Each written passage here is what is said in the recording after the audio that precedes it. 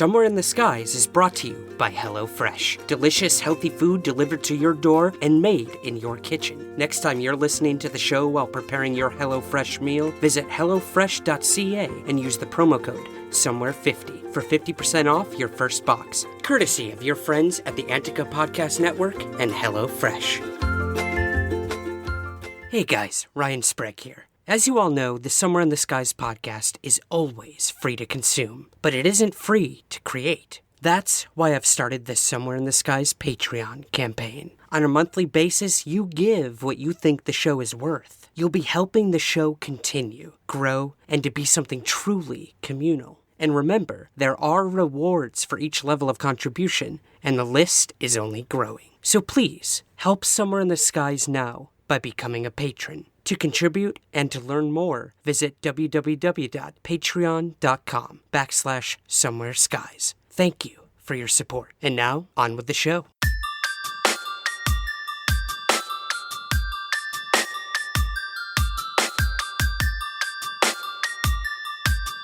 This is Somewhere in the Skies with Ryan Sprague.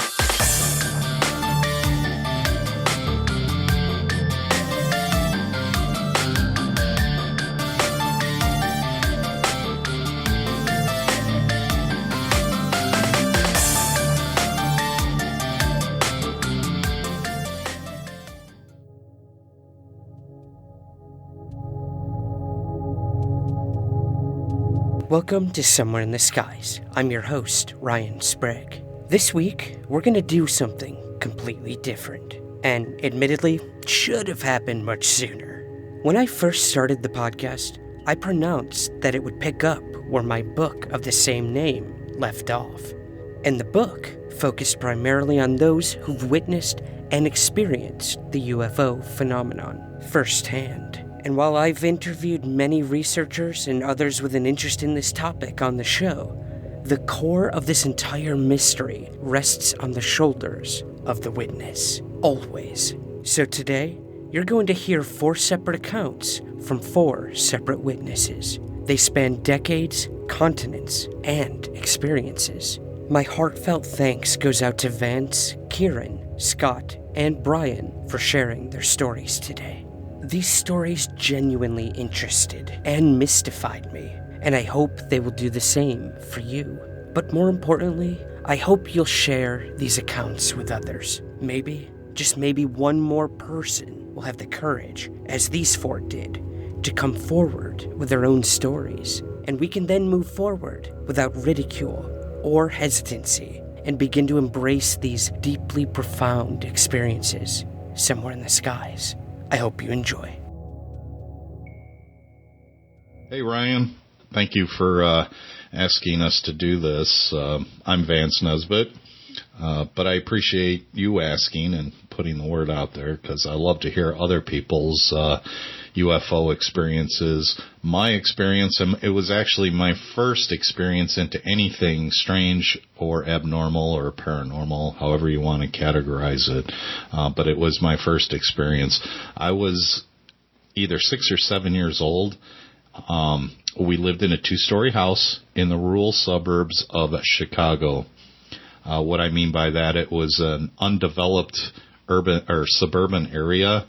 There were houses being built sporadically throughout the neighborhood, but it really was not a fully developed neighborhood yet. Anyway, the 2-story house, my bedroom was up on the 2nd floor along with my parents, and I was laying in bed and looking out the bedroom window. I had noticed this bright light just above the horizon, and it was through the trees but off in the distance, but it was a relatively bright light, but it was similar to that of an aircraft. As you see sometimes, the aircraft has its landing lights on. There's a lot of candle power behind it, but it stayed there for what seemed like an odd amount of time. But I didn't pay much attention to it because, again, I've never had an experience before. And I remember my mother calling my father. Now, my mom was in her bedroom reading a book, or at least I kind of remember that she was reading a book, and it caught her attention out her bedroom window. And she called my father up from downstairs, and I overheard their conversation of my mother saying that she's been watching this bright light in the sky for about 15 minutes, and it's really not doing much. And I flew up out of bed, and I ran in their bedroom. I'm like, yes, I see it too. And I was all excited as a kid, and wow, what is this? And we watched it out their bedroom window. Now, their bedroom window was more picture window style, so it was pretty relatively big window. But we all ended up going downstairs and outside into the backyard. At that time, the property was about 1 acre. And we stood out in the backyard, and we saw this light slowly approaching closer to us. It was getting larger and larger, but it was approaching closer to us, but it was moving so slowly. And now looking back on it from that experience, I would guess that it was probably anywhere between 1,200 to 1,300 feet in elevation above us, but it was moving so slow and dead silent. There was no engine noise, nothing, just dead silence. But as this, whatever it was, craft was coming overhead, none of us could identify an outlined image. We couldn't see it as a triangle or a round shape or an aircraft, anything. All we saw was this front landing light, which is now not so bright because it was aimed forward. But as it started to approach overhead over our property and the surrounding homes, this bright light came on the bottom of this craft. Now, it's not your typical UFO straight beam of white light. It lit up everything. As far as I could see, it was lighting up everything. The neighbor's house, our yard, as far as I could see to the left and right. And it was such a profound and chilling experience, but it only came on for no more than 3 seconds. And even 3 seconds is probably pushing it. It may have only been 1 full second to maybe 2 seconds, but looking back on it, to count 3 seconds, that's what it might have been. The light went off, and this craft just kept floating, whatever it was, because like I said, we could not see any defined edges of it. It was dark out. I don't remember if it was clear or cloudy, but I do remember we could not identify any edges to whatever this thing was other than that light on the front end of this thing as it was moving away.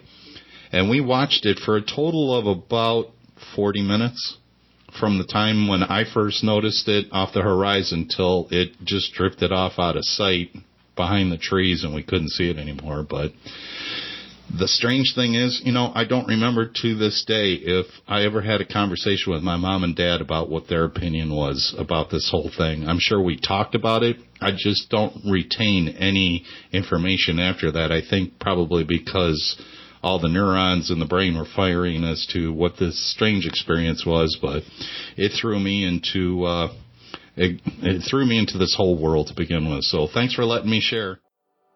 Hi, my name's Kieran. I come from the West Midlands in England, and my UFO sighting took place early March 2013. I was with my brother at the time. We were on our way back from our weekly rugby session. On the way back, we drive through a place called Romsley. It's on the outskirts of our hometown, Halesowen. Romsley is a little bit of countryside. It's quite hilly, and when you get to the top, there's a huge open space, and you can see for miles. You can see Birmingham in the distance, the city of Birmingham. And as we were nearing the top, there's tree lines either side of you with the occasional farmhouse, and a huge white light caught my eye out to my right hand side. And I slowed my car a little bit, but it was difficult to focus on the light because of the tree line. My first instinct was maybe it was the motorway, because there is a motorway that runs slightly parallel with the road I was taking. But I soon realised that the motorway was in the distance. I could make that out. The light kept appearing and disappearing behind the trees. I slowed my car, not to a stop, but I slowed it dramatically. We kept driving up towards the top of the hill. My brother had spotted it too by this point. As we neared the top, the light got a lot bigger. There was no one around which is just as well because I'm sure I would have annoyed them driving so slowly. Eventually, I put my brakes on. I turned the engine off and pulled. Obviously, I pulled over before I turned my engine off. The light all of a sudden became a shape. At this point, we were at the top of Romsley, so it's that big open space I mentioned earlier. The craft was, I would say, no more than 1,000 feet high, and it was triangular. At first, I thought it was rectangular. I remember saying to my brother, it's oblong, it's rectangular. My brother said, I think it's triangular, and he was right. As my eyes focused on the shape a little bit more, it became triangular. We sat there probably for about 10 seconds staring at this thing going past us. If I'd have carried on driving at 30 miles an hour, we would have outrun it easily. It was quite literally just cruising through the sky. The light at this point, there were two lights. They were at the rear corners of the craft. There was no light in the centre and no light at the front, as is common with triangular crafts that I've looked into before and since my sighting. Two lights were at the rear corners. What hit me the most at the time was the silence of the craft. Obviously, we're near Birmingham City Centre, so we get a lot of planes in the sky from the airport. We also get a lot of helicopters flying around, police helicopters and that. And these were, these fly at a much higher altitude than this craft was. And you can hear them, sometimes you can hear planes, yet you can't see them. But this thing was silent, deathly silent. There was no one else around. It was about, like I said, it's about 9:45. Quiet part of the road, and there was not a noise to be heard. My engine was off at this point. My window was down, and we just could not hear a thing. That was very, very disturbing, actually. Just watching this thing, this huge, I'd say the craft was probably around about a little smaller than a football pitch. That's a soccer pitch to any American listeners. A little smaller.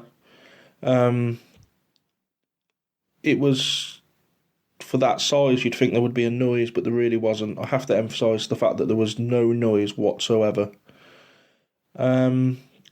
Eventually the craft did start to go past us.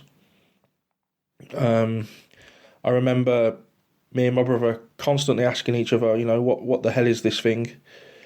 We're both big lads, we can look after ourselves, but this incident really scared us. I remember I began crying. I don't know why, I'm not ashamed to admit it. I began to cry, shortly followed by my brother, actually. He began to cry. Neither of us knew why.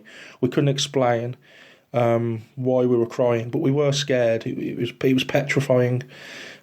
I'm not a huge fan of aviation. I don't follow planes. I don't follow anything like that, but I could tell that it was something that I'd never heard of or seen or knew was out there, really. The craft eventually started to take over us, at which point I started my engine and began following it. We began going back down the hill, and the tree line began to appear again, and it kind of disappeared behind the trees, and we could still see the light probably for another 200 yards, 250 yards, and the light eventually vanished, and there was nothing there. We were still very scared. I remember actually at the point of beginning my car again, I remember looking at the clock to see if the time was the same, because as I've alluded to previously, I do research a lot of this stuff, and missing time was on my mind at that time. I just wanted to make sure that nothing had happened that I wasn't aware of. Fortunately, the time was about right. As we descended down, you begin to enter our hometown of Halesowen. Becomes a bit more populated, houses either side of you, and in the distance you can see the church spire of Halesowen. What was interesting was, as we were right on the outskirts of the town, we saw this bright light in the sky just above the church, probably about a mile in the distance, and this light was going up and it was fading as it was going up. What was interesting about it was, it wasn't fading because it was going, because it wasn't getting smaller because of the increased height. It seemed to just simply be fading out. And eventually, after about 5-10 seconds, it eventually disappeared. I'm not saying that light is in any way related to what we saw. I just find it very interesting that in the space of about a minute, we saw these two things. They could be related, but I'm not sure. We were home probably about 5 minutes after seeing that light, and the first thing, we were both living with our parents at the time, and the first thing we did when we walked in, we were still visibly shaken.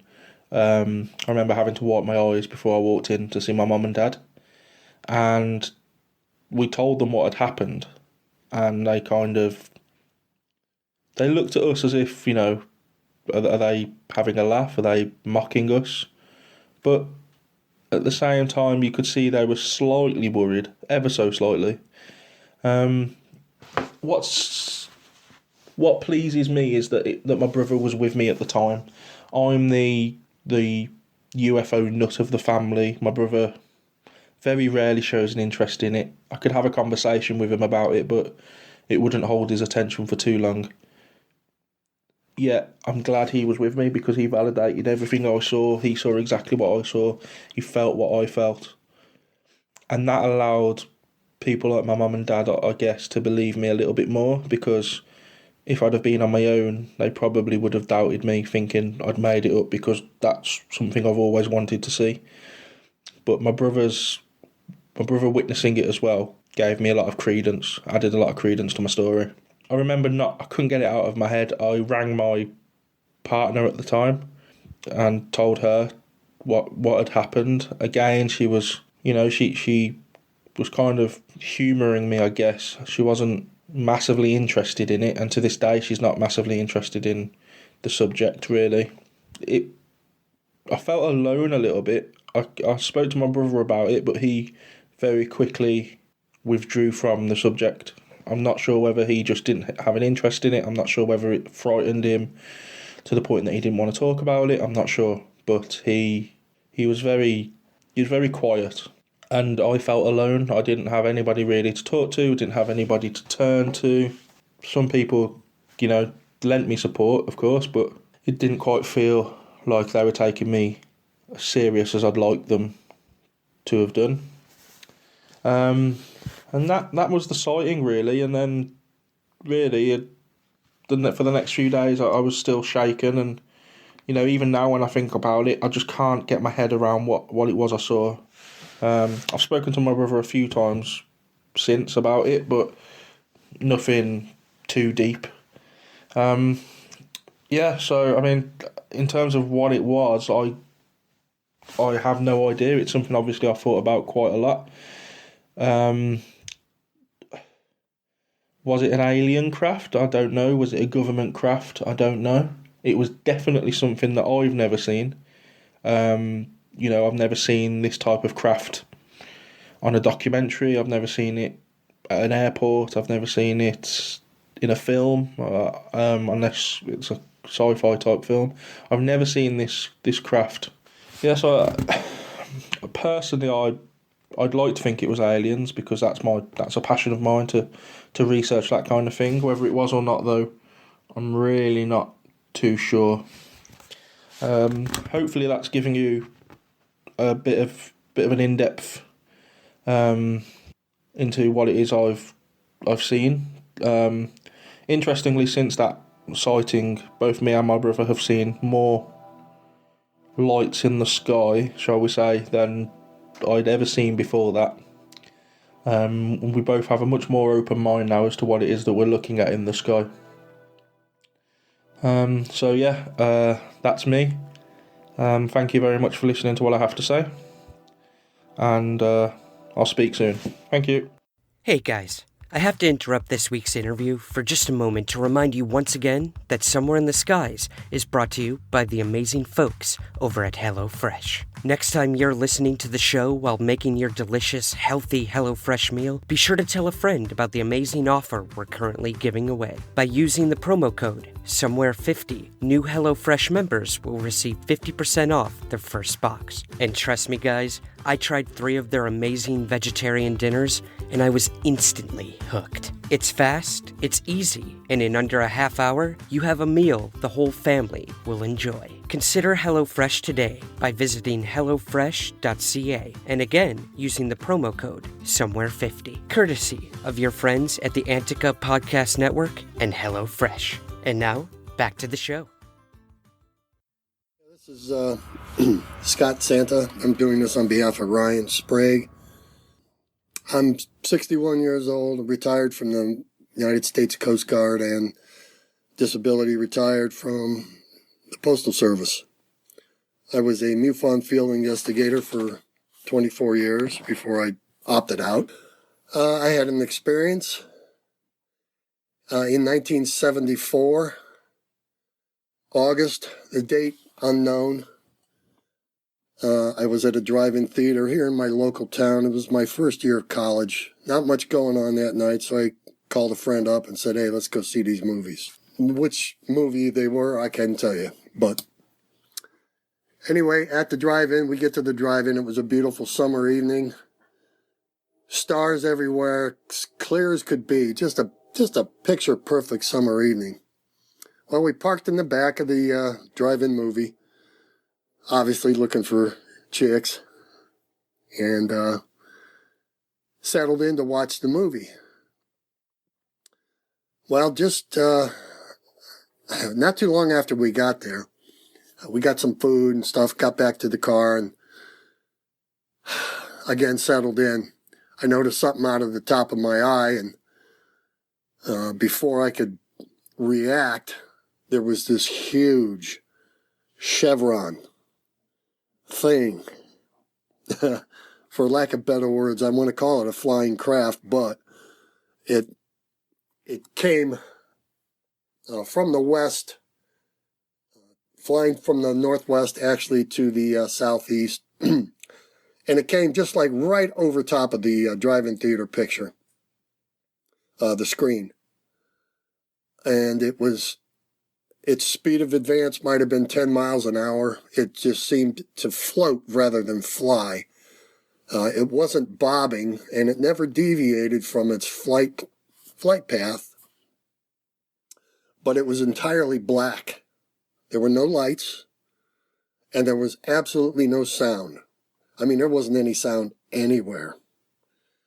I could see people getting out of the car and pointing up. I looked at my friend Mike and I said, are you seeing this? He said, oh, yeah, I mean, what the hell is that?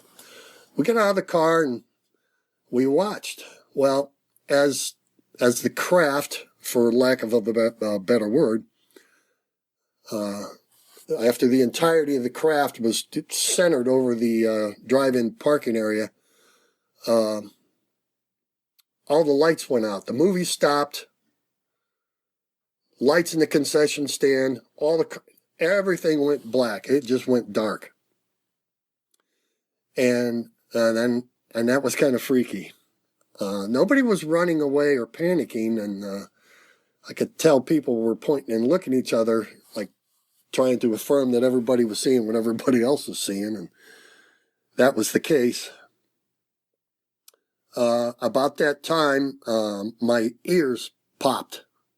I mean, they really popped, and I felt like I was in a vacuum, and the best way to describe it would be like if you were walking underwater.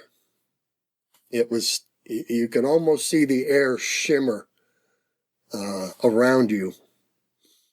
And it was very difficult to focus and difficult to hear anything. I could hear Mike. He was on the other side of the car, but I couldn't hear anything else.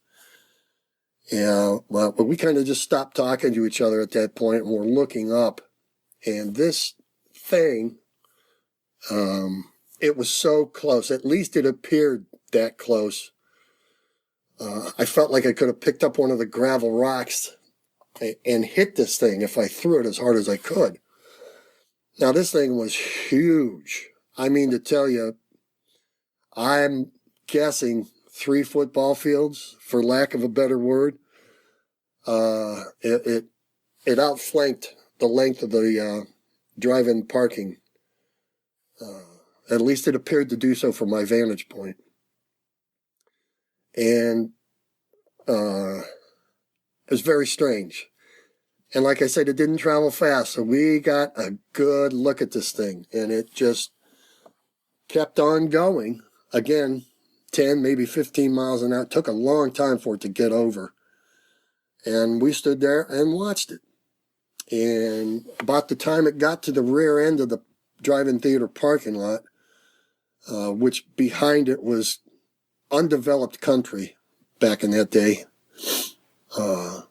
when it got to that point where it had cleared the back of the parking lot, the movie came on. The lights in the concession stand came on. Everybody's car came on if they had it on. You could hear horns honking at this point. And I watched this thing until it disappeared. It never deviated its flight path. It just kept going straight, and straight. That shimmering, that Oz effect, if you will, ceased when it got over the back of the drive-in theater. And here's where the really weird part, as weird as all that was, I watched till it disappeared over the horizon, which might have been 15 minutes, 10 minutes. And then I just got back in the car along with Mike, and we watched the movie. I remember at one point, and we never talked about it, at one point, I remember going to the back of the concession stand where the restrooms were, and nobody said a word about this thing. Nothing. And I did my business, of course, and everybody was kind of mute and mumbling, you know. And I just got back in the car with Mike. We finished the movie, at least I think we did. And we left, and we never talked about it. And that's what was weird. I would have thought that the whole place would have huddled and gathered together and tried to figure it out. Nobody said a thing. And I left. I dropped Mike off, apparently, and went home. Now, I have no idea how long that all took. I don't remember looking at my watch or checking, and I'm just assuming that this sighting took place over a matter of 20 minutes, maybe. It could have been much longer. That's just a guess, though. I have no recall. But I do remember feeling very strange when it was over top of us. Again, no lights, no sound, no spotlights, nothing. Just black. Well, I kind of forgot about it, believe it or not. And a couple years later, I happened to be in a bookstore, and I saw Edward Ruppelt's book, The Report on Unidentified Flying Objects, in the store. And I picked that book up and thumbed through it, and when I did, it was like a floodgate opened. Bang! This whole experience emerged into my consciousness, and I relived it again and thought, wow. Now, this wasn't a saucer or anything. This was a chevron, as best I can describe it. It was not a triangle. It was a chevron. And at that point, I never looked back, and I have been in UFO ufology ever since. What do I believe it was? I really don't know. I gotta think it wasn't from here, from planet Earth. From what I remember, I gotta think it was otherworldly. I was not frightened during the whole event, and I wasn't scared, and Mike didn't seem to be. Of course, we never exchanged feelings or anything, so it actually, when I look back on it, I'm in awe that I had the opportunity to witness something as awesome as this was. But never was there a feeling of threat or harm. No, that just never occurred, at least that I can consciously remember. And that's my story, basically. There's not much other detail. I have never queried in the paper and asked for affirmation from anybody else in this town, especially with this, the way UFOs have emerged into consciousness of the planet, basically.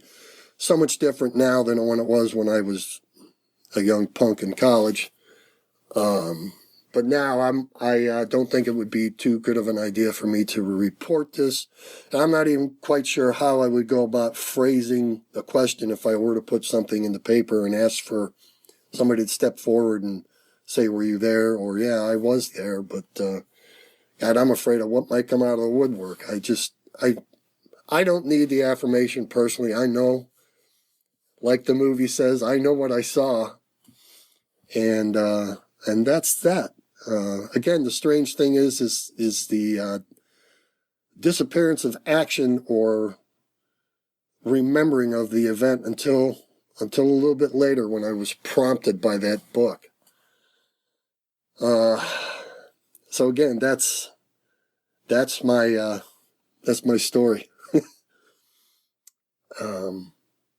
I thank you, Ryan, for listening to me and for taking this report, and I hope this helps somebody else along the way deal with the experience. Some people may not deal with it too well.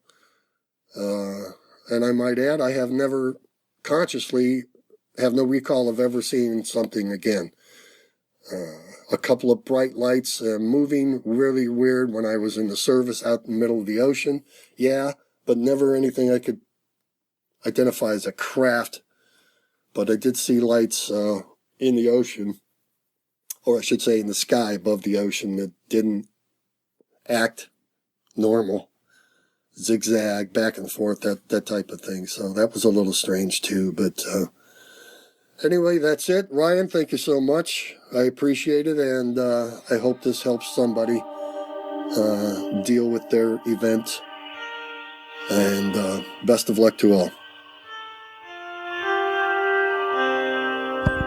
My name is Bryon Smith. I was born in 12/12/51. I was raised in the small town of Pearl, Illinois on Route 100, about 140 miles north of St. Louis on the Illinois River. I had some friends that worked at the fish market, and occasionally I'd go down there. It was kind of warm that night, and we were standing there alongside the river, and looking north, I saw a light coming down the river, and I thought it was a barge at first. And I kept watching it, but it didn't look like a barge light. It was about where a barge light should have been, maybe a little higher, but it didn't sweep back and forth. It was just a bright point of light to look at, and it continued to move toward us down the river, toward the south. And I called Bim over there, Michael Shanks. His nickname was Bim. And I said, "What is that?" And he said, "That's our UFO." And I said, "You're kidding me." And he says, "No." He said, "You keep watching. It'll come down here. It'll go up over the railroad bridge right here in front of us." He said, "It'll turn and it'll fly right up there over the top of the power tower." We had a coal-fired power plant in town, and one of the power lines ran over the top of the mine hill. There was a quarry, rock quarry, a mine in there. As we watched, this thing came down the river, came up over the bridge just like he said it would. it turned, and now as it's passing us, it couldn't have been more than just, I don't know, closer than a quarter of a mile. I would say probably close to an eighth of a mile. Because the railroad tracks were right by us. And it went up and hovered over this power line tower. We jumped in my 70 Charger RT and we drove up a farmer's road to get to it. We drove out into this field. It was a steep, rutty hill that we had to go up. It was narrow. We got up there, and just as soon as we pulled into the alfalfa field where we could see it, it started to move away towards the southwest. It crossed over town, turned south, and headed down over Old Pearl. And we turned the car around and back down the hill, and we went down the Gasville Hill Spring, down Route 100, about a mile, and turned north, turned west, up a gravel road, past Gasville Hill Spring, up onto the prairie. And we came to an intersection up there, and we stopped, and we started looking around for it. We didn't see anything but stars at that point, but in a moment it just popped on and appeared over a field not too far from us. I would say it was probably, might have been 100 feet off the ground. It wasn't very high. And we watched it, and it flew a little ways. We were still looking west.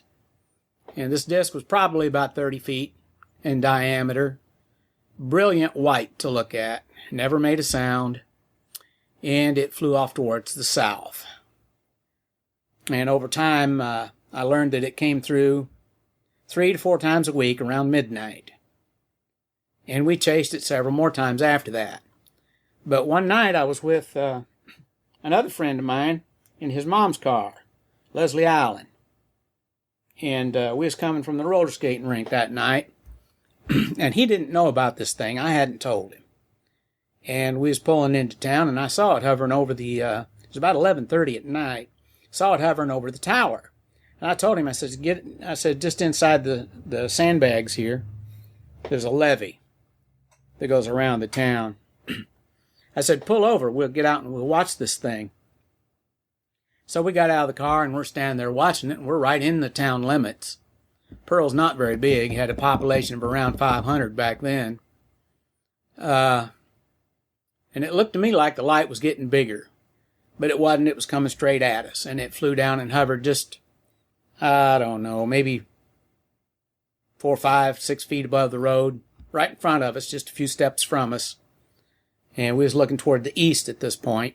It had a black area. It was narrower at the top, wider at the bottom. And, I don't know, I would say it was, I'm going to say it was 30 feet across. But it was a deep dish saucer. It wasn't thin, but it wasn't an orb either. And I was standing there kind of mesmerized by it. I thought, oh, it's beautiful. And Butch was frightened by it. He jumped in the car, and his excitement, he put it in drive instead of reverse. I just barely got out of the way, and I jumped in the car on the move. And by the time I got the door shut and he hit the brakes, I looked through the windshield, and I was looking straight up at this thing just a few feet above the car. And it just never made a sound. It just lifted up, went towards the south, on the same route that I'd seen it go before, and it just flew away. Now, we went home,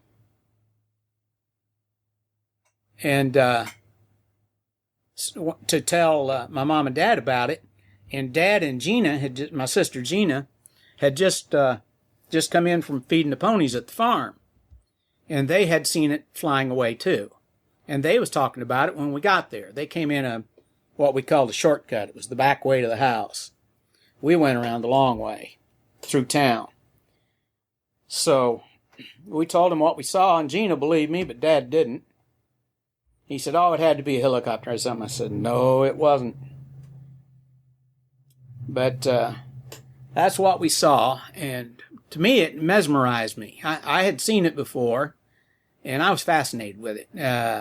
Leslie, on the other hand, he was spooked by it. He did not like it and didn't want to be around it. Certainly didn't want to be that close to it.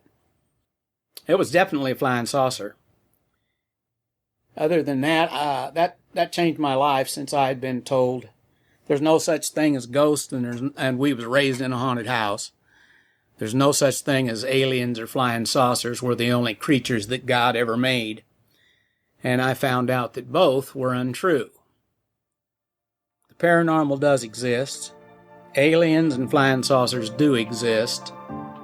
And I've been investigating these things since 1970.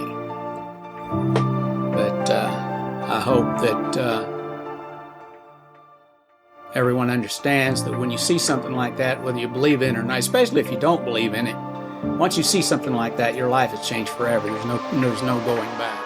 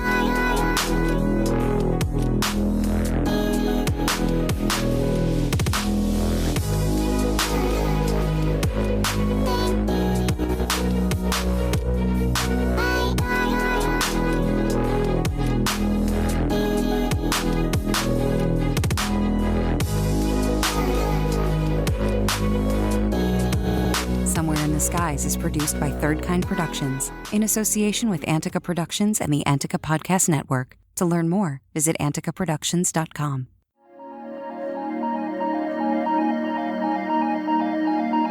Do you like mystery? Unsolved cases of missing persons? strange cases of UFO sightings, historic hauntings, unexplained events, and simply weird and wonderful stories.